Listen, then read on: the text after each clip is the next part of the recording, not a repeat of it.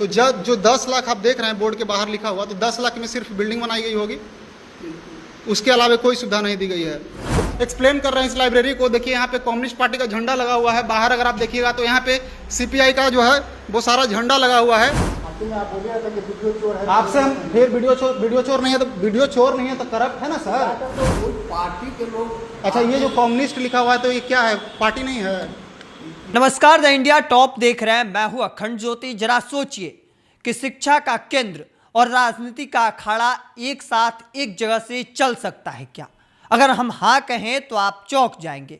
पर इस तस्वीर को देखिए, काराकाट के गो विधानसभा क्षेत्र का यह तस्वीर आया है सामने। यहाँ पर सरकारी पैसे से 15 लाख रुपए की लागत से एक लाइब्रेरी बनाया गया। लाइब्रेरी में बच्चे नजर नहीं आ रहे हैं प्रतियोगी परीक्षाओं का तैयारी करते। इस लाइब्रेरी में किताबें कम और राजनीतिक झंडा आपको ज्यादा दिखाई दे रहा होगा। बैनर आपको दिखाई दे रहा होगा कम्युनिस्ट पार्टी का। अब क्यों न हम कहें कि सैया भय कोतवाल तो डर काहे का, क्योंकि काराकाट से सांसद तो राजा राम सिंह हैं और कम्युनिस्ट पार्टी से आते हैं और वहां पर बैनर भी कम्युनिस्ट पार्टी का लगा हुआ है।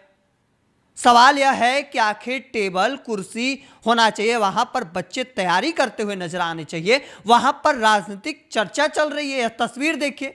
और जब वहां पर जो व्यक्ति गया कवर करने के लिए, खुलासे करने, तो वहां पर उनके साथ क्या हुआ वह भी हम आपको बताएंगे। पर पहले जरा इस तस्वीर को देखिए और इस शिलापट को देखिए। गोह के पूर्व विधायक हैं भीम यादव, उनके द्वारा यहां पर उद्घाटन किया गया इस लाइब्रेरी का। लाइब्रेरी में जो गो विधानसभा है वह कह सकते हैं बहुत पिछड़ा इलाका है। वहां पर कह सकते हैं पिछड़े लोग की संख्या इतनी है कि बच्चे अच्छे से पढ़ नहीं पा रहे हैं। सरकारी विद्यालय चल रहे हैं, इसके बावजूद भी वहां पर प्राइवेट स्कूल में लोग जा रहे हैं। तमाम तस्वीरें हमने वहां पर देखी है। और इन सब के बीच यह सरकारी लाइब्रेरी का एक तस्वीर सामने आया है, जहां एक और प्राइवेट लाइब्रेरी में बच्चे पैसे देकर पढ़ने जा रहे हैं। जरा इस पूरी वीडियो को पहले देखिए। क्षेत्र और अभी हम एक लाइब्रेरी में है और ये बनाया गया है लगभग 10 लाख के फंड से। यहाँ पे कह रहे हैं सर जी कि यहाँ पे कोई स्टूडेंट के लिए कोई सुविधा नहीं है और सरकार के द्वारा कोई सुविधा नहीं दिया गया है। और देख रहे हैं कि यहाँ पे एक पोस्टर लगाया गया है और ये जो महानुभाव हैं ये बहस कर रहे हैं हमसे। हमने कहा कि वीडियो साहब चोर हैं, तो ये कह रहे हैं कि आप जाकर के मतलब उधर बाहर जाकर के हल्ला करिए कि वीडियो साहब चोर हैं। अब हम किस तरीके से बताएं, बाहर में तालाब है, उनसे वीडियो साहब से साफ नहीं हो रहा है। अब उनको चोर ना कहा जाए तो क्या कहा जाए कि जो आम जनता के टैक्स के पैसा से पलते हैं और सब जगह चोरी करते चलते हैं तो उनको चोर ही कहा जाएगा। अब ये कह रहे हैं महानुभाव साहब कि ये मतलब पता नहीं ये किस तरीके से एक्सप्लेन कर रहे हैं इस लाइब्रेरी को। देखिए यहाँ पे कम्युनिस्ट पार्टी का झंडा लगा हुआ है, बाहर अगर आप देखिएगा तो यहाँ पे सीपीआई का जो है वो सारा झंडा लगा हुआ है और इसको बनाया गया है 10 लाख के लागत से। यहाँ पे देखिएगा कि नाम लिखा हुआ है श्री भीम कुमार सिंह। और ये देखिएगा कि योजना एवं विकास विभाग मत मुख्यमंत्री क्षेत्र विकास योजना अंतर्गत ये जो चीज़ें हैं वो बनाई गई है। और ये महानुभाव हमको समझाने की कोशिश कर रहे हैं कि हम जो हैं वो बेवकूफ़ हैं और फिर पता नहीं क्या क्या उल्टा पुल्टा समझा रहे हैं। और यहाँ पे ये हम लोगों को समझा रहे हैं कि भाई यहाँ पे क्या है नहीं है। और देखिए बच्चों के लिए कितना सुविधा यहाँ पे दिया गया है। सिर्फ कुर्सी और पॉलिटिक्स यहाँ पे होता है, पढ़ाई के नाम पर यहाँ पे जीरो है। अगर इसको कहा जाए कि फंड चोरी किया गया है यहाँ पे बैठा करके, जो मतलब यहाँ पे रोटी सेका जाता है। इधर आप देखिए गैस उस चूल्हा उल्हा का व्यवस्था है। तो आप देखिए कि आपके क्षेत्र में एक लाइब्रेरी बनाया गया है जो कि 10 लाख के लागत से बनाया गया है।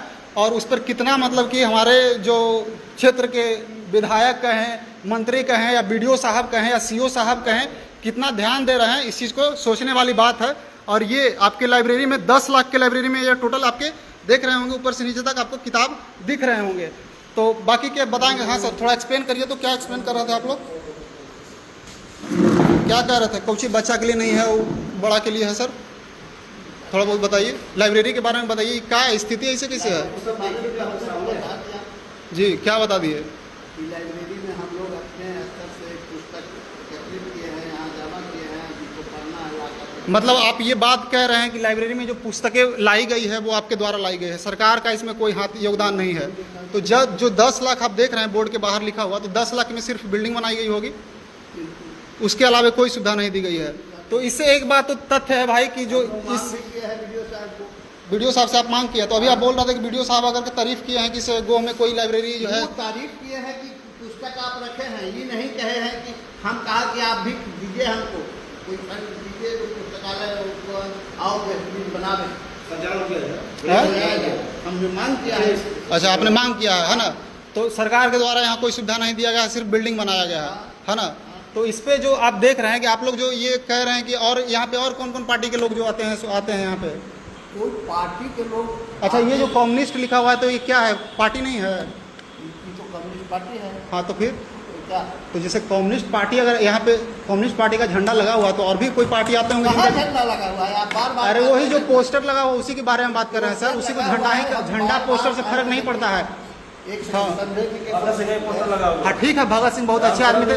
कम्युनिस्ट पार्टी भी बहुत अच्छा पार्टी था, हम उस पर हम उंगली नहीं उठा रहे हैं। हम कह रहे हैं कि ये जो लाइब्रेरी बनाई गई है, हाँ हाँ बिल्कुल बिल्कुल, काहे नहीं, भीमराव अम्बेडकर, अरे हम आइडियल मानते हैं सर, क्या बात कर रहे हैं उनके कानून, लेकिन कानून कितना पालन किया जा रहा है कानून का, हमको ये बताइए ना। अब नेताजी तो भाई चल दिए, अभी नेताजी ऐंठ रहे थे कि ऐसे ना वैसे, नेताजी माता ना कहाँ तो चल जाइए ना सर, बात करिए थोड़ा सा, आइए बैठिए, बात करिए थोड़ा सा। हमको आप सजेस्ट कीजिए कि कैसे चलाया जाए। ना चलाया नहीं जाए, हम कह रहे हैं कि जब जनता के तीन लोग से हम लोग आते हैं और जाते हैं, तो फिर ऐंठ काला रहते इसी फालतू में।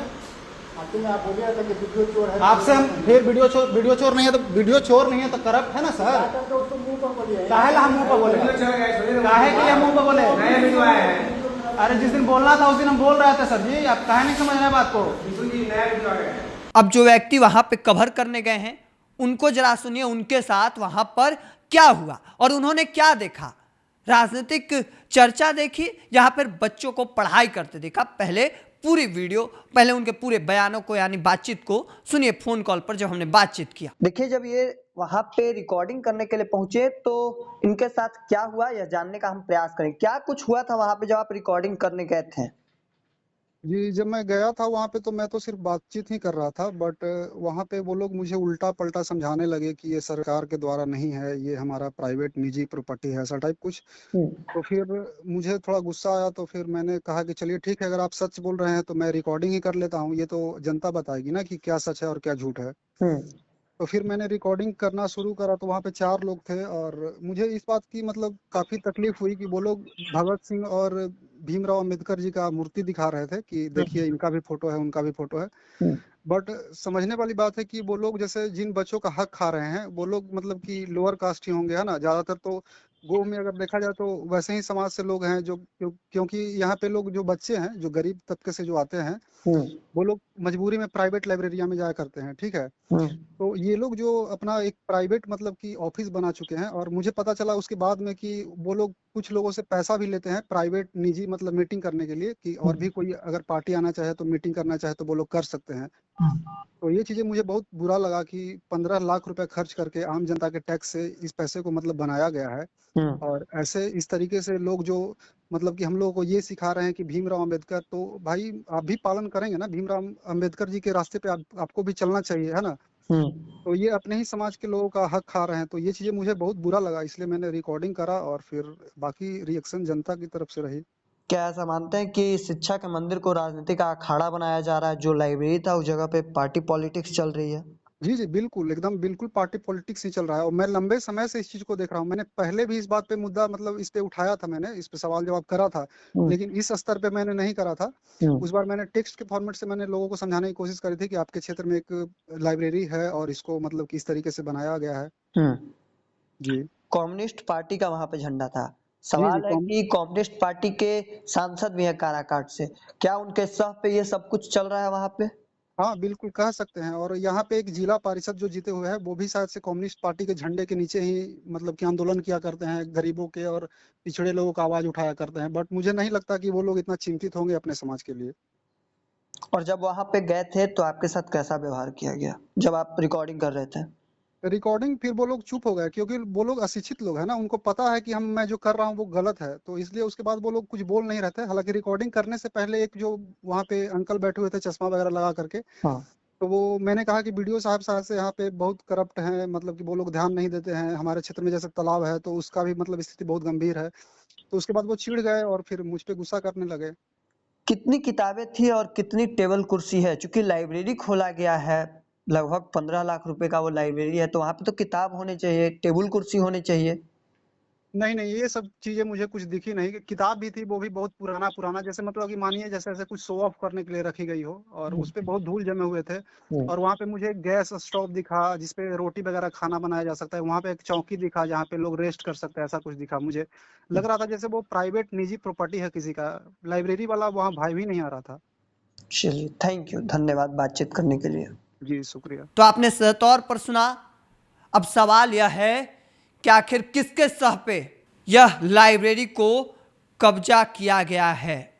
सवाल यही नहीं है कि आखिर एक साथ एक जगह से शिक्षा का केंद्र और राजनीति का अखाड़ा गोह में कैसे चल रहा है और किसके सह पे। क्या सांसद राजा राम सिंह का सह मिला है वहां के नेताओं का, चूंकि बैनर लगा है कम्युनिस्ट पार्टी का, किताबों के जगह पे राजनीतिक झंडे हैं।